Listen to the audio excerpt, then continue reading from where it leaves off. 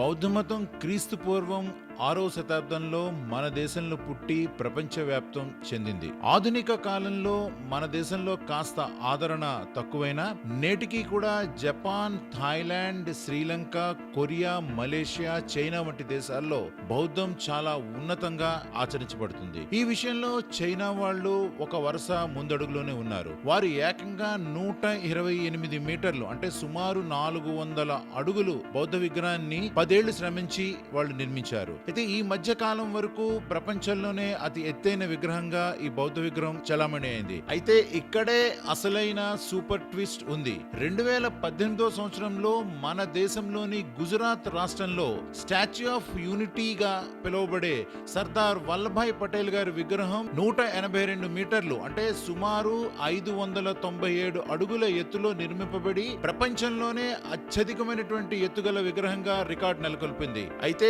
ఆనాటి నుండి చైనాలో ఉన్నటువంటి బౌద్ధ విగ్రహం ప్రపంచంలోనే అతి ఎత్తైన బౌద్ధ విగ్రహంగా చలామణి అవుతుంది.